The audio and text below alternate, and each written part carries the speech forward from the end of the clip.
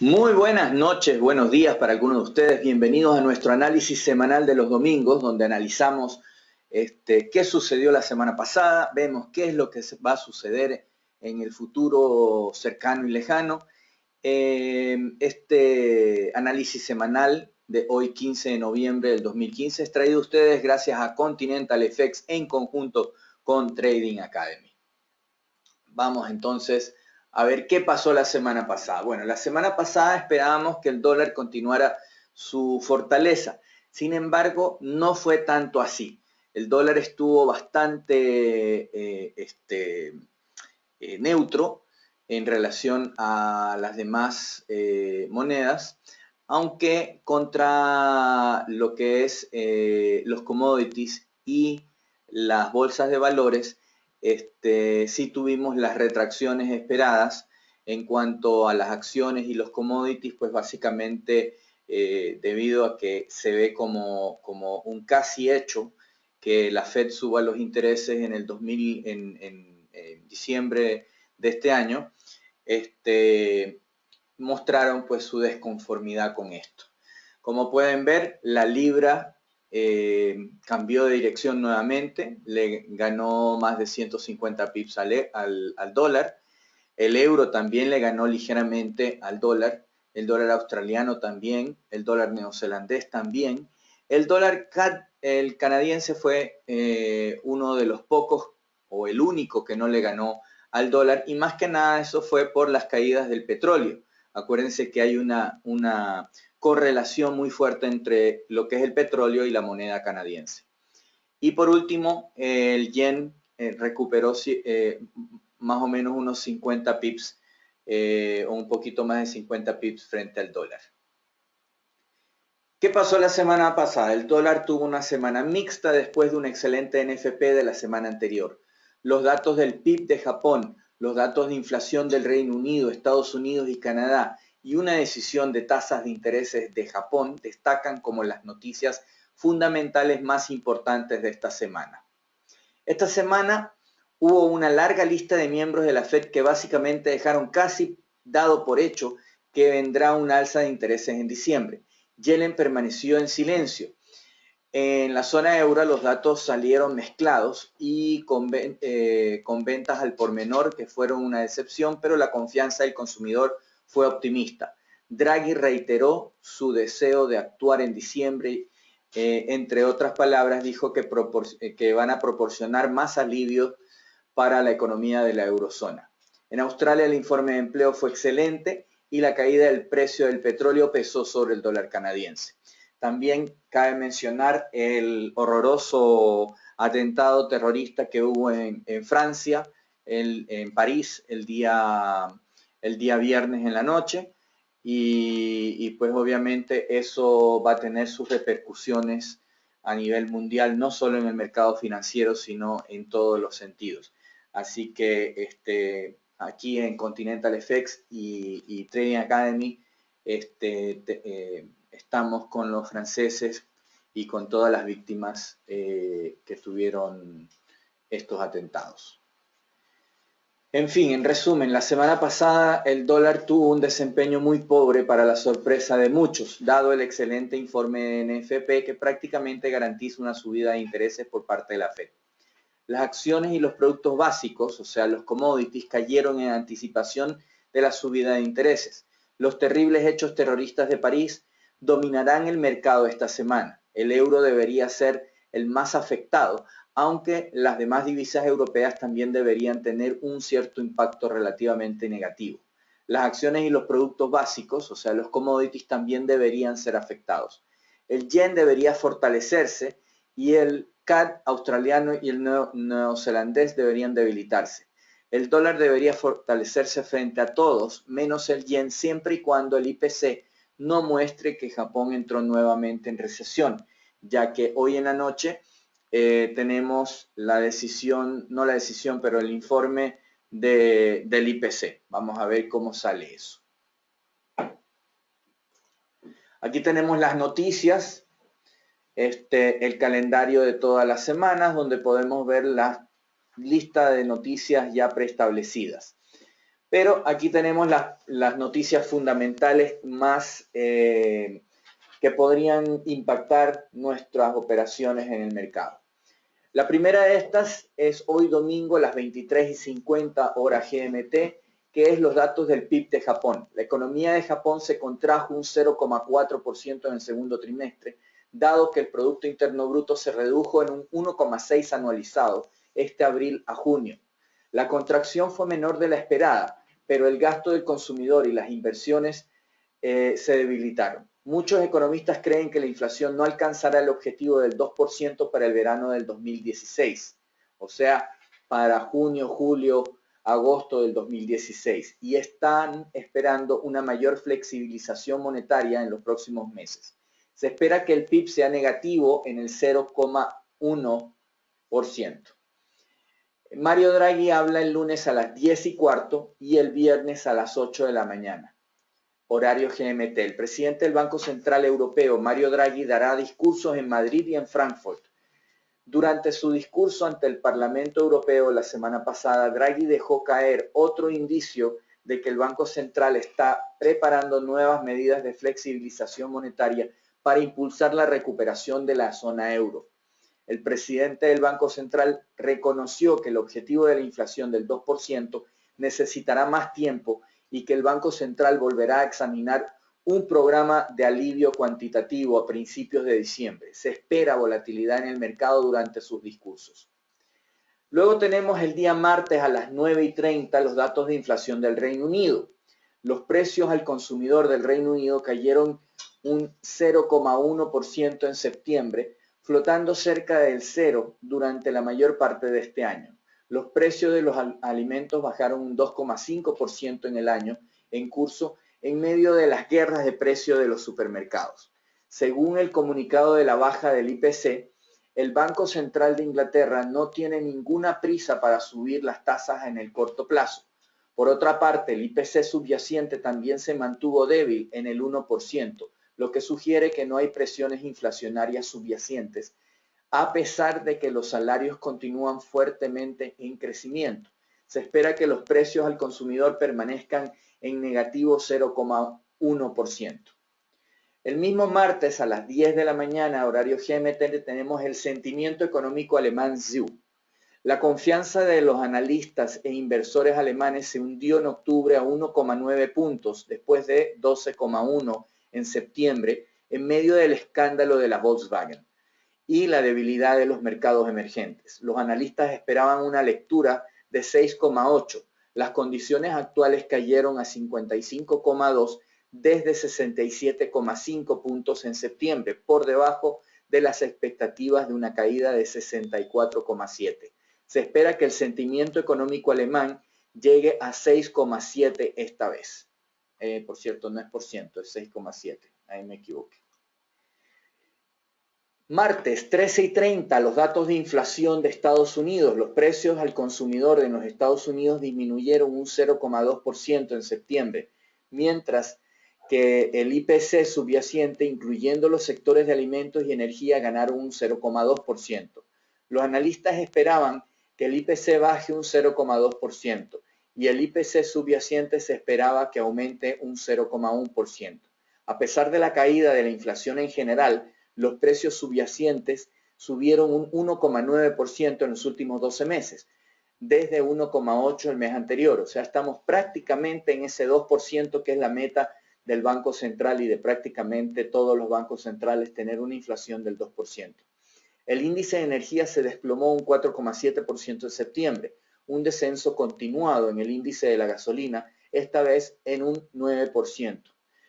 Fue la causa principal de la disminución del IPC en general. Tanto el IPC y el IPC subyacente se prevé que aumenten un 0,2% en octubre. Luego tenemos los permisos de construcción de Estados Unidos, el miércoles a las 13:30, horario GMT. Los permisos de construcción se redujeron un 5%, un ritmo de 1,1 millones en septiembre, la cifra más baja desde marzo. Mientras tanto, las solicitudes de proyectos unifamiliares se disminuyeron en un 0,3%, a un ritmo de 697,000 unidades, indicando que este componente podría estar llegando a un punto muerto en los próximos meses.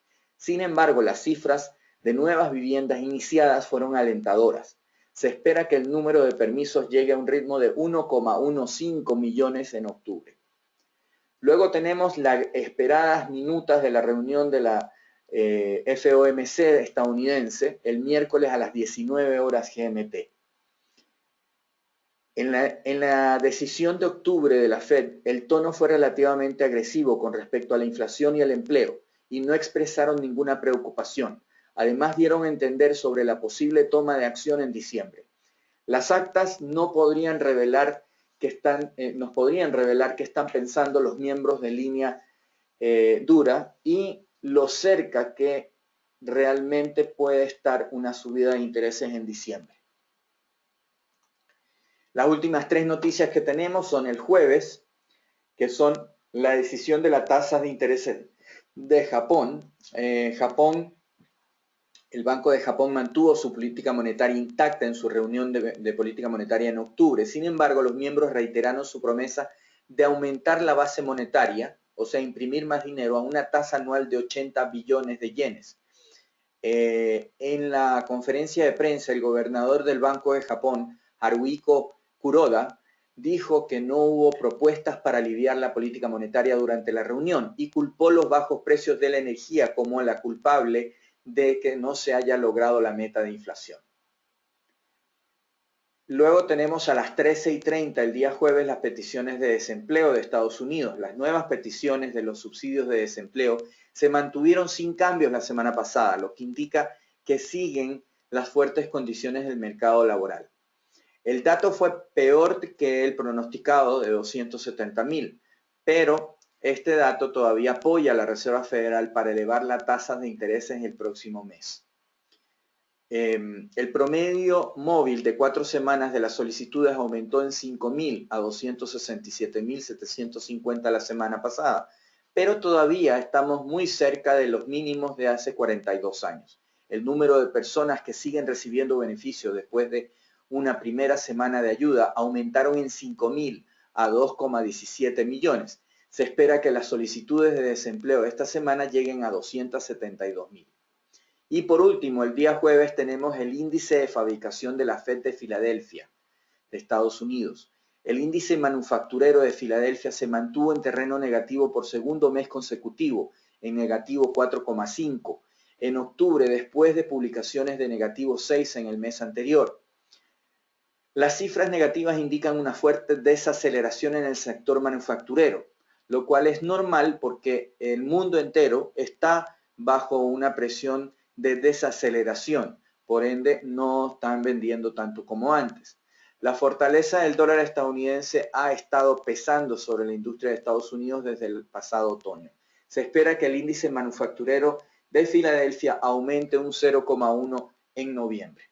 Esas son las 10 noticias de más alto impacto que veo en el calendario y por las cuales tenemos que estar muy atentos. Ahora vamos a ver los diferentes activos que siempre vemos. Empecemos por el euro dólar, donde obviamente sigo bajista. El euro llegó a nuevos mínimos esta semana. La noticia clave para el euro esta semana son los números de inflación y las encuestas claves alemanas y una encuesta clave alemana. Algunos miembros del Banco Central Europeo han tenido dudas sobre tomar acción en diciembre, pero Draghi intensificó y reiteró su postura de que es necesario levantar la inflación. Las cifras del PIB fueron regulares, con un crecimiento más lento en Alemania y en la zona euro. En los Estados Unidos, los funcionarios de la Fed se inclinan hacia un alza en diciembre. La consolidación puede haber llegado a su fin en cuanto al euro dólar, después de algunas dudas de la Fed y el Banco Central Europeo, los datos del PIB poco convincentes y el discurso pesimista de Draghi. Incluso si Estados Unidos estuviese dudando sobre un alza, lo cual no lo está, la debilidad en la zona euro está marcando el tono. Draghi podría arrastrar hacia abajo el euro una vez más. Así que definitivamente sigo bajista. Técnicamente ya rompimos la línea de tendencia alcista la semana antepasada y seguimos tranquilamente hacia abajo, teniendo cierres cada vez más bajos. Estoy bastante convencido que estamos dirigiéndonos directamente hacia el nivel de 1,05. Libra dólar. La libra dólar nuevamente cambió de rumbo la semana pasada. El par registró fuertes ganancias de 180 puntos, cerrando la semana en 1.5232. Los eventos claves de esta semana son el IPC y las ventas minoristas.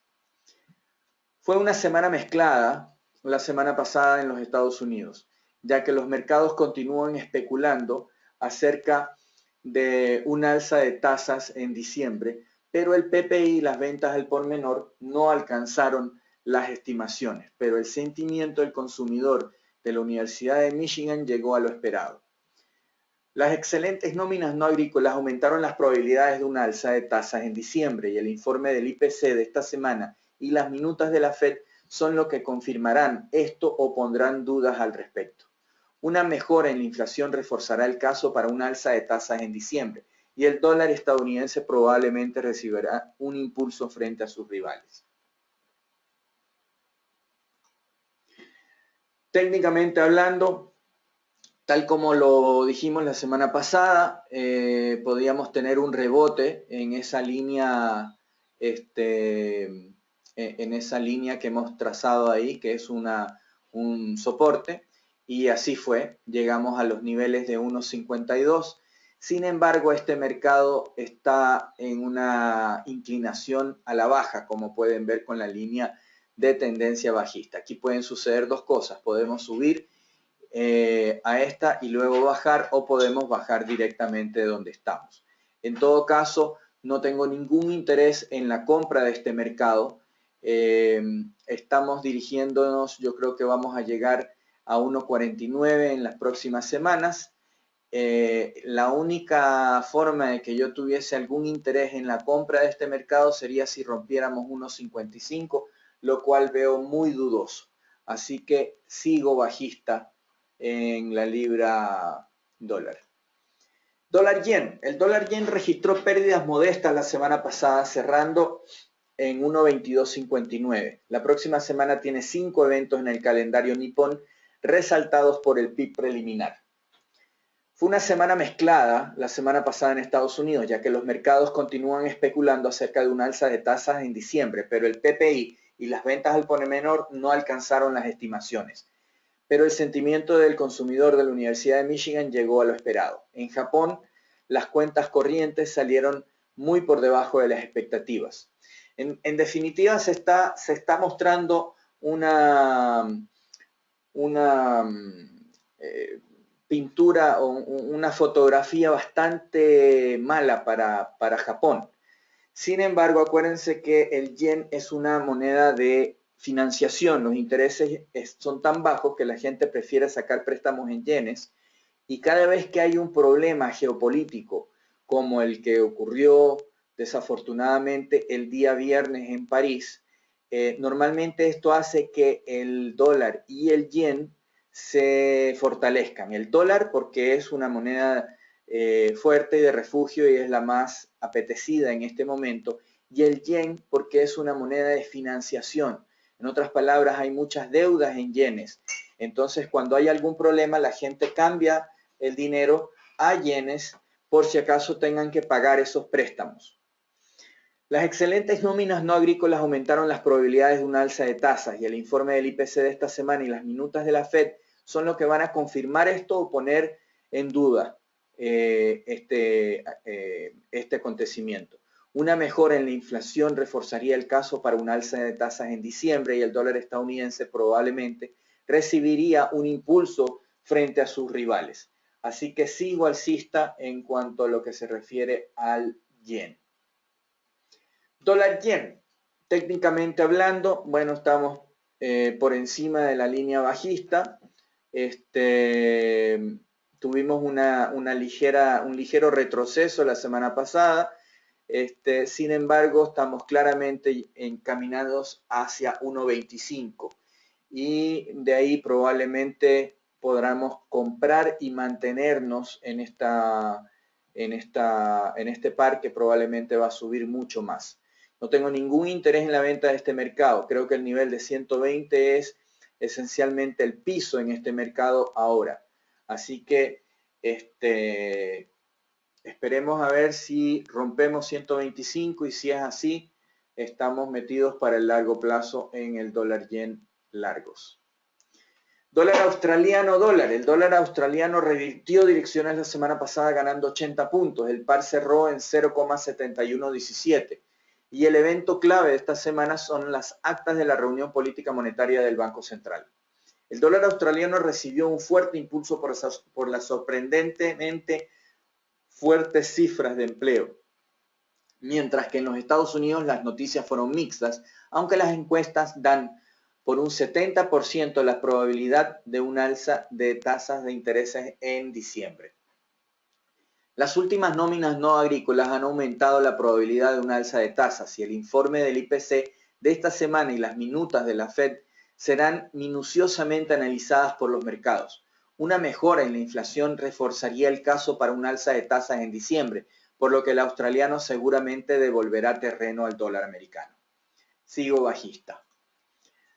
Técnicamente hablando, estamos neutros, estamos dentro de una consolidación y como pueden ver estamos respetando una línea de tendencia alcista.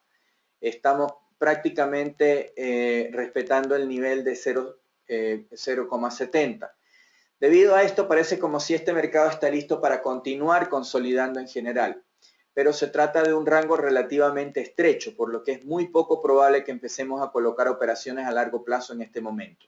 Sigo neutro hasta que rompamos la línea de tendencia alcista y en este caso también tendríamos que romper 0,70 como para tomar posiciones a más largo plazo bajistas. Análisis fundamental del dólar neozelandés dólar. El dólar de Nueva Zelanda luchó por recuperarse. Las ventas minoristas y el precio de la leche son los protagonistas de esta semana en Nueva Zelanda. El informe de estabilidad financiera del Banco Central expresó preocupaciones por la caída del precio de la leche y los precios elevados de las casas en Auckland, pero esto no pudo mover al kiwi. En los Estados Unidos un alza de tasas se está poco a poco acercando. Si las ventas minoristas salen malas, esto podría unirse a lo dicho por el Banco Central y debilitar al kiwi frente a sus contrapartes. Sigo bajista. Técnicamente hablando, el dólar neozelandés subió y bajó en el transcurso de la semana mientras continuamos flotando justo por encima de 0,65. Creo que podría haber compradores justo debajo de ahí. Sigo neutro hasta que rompamos la línea de tendencia alcista.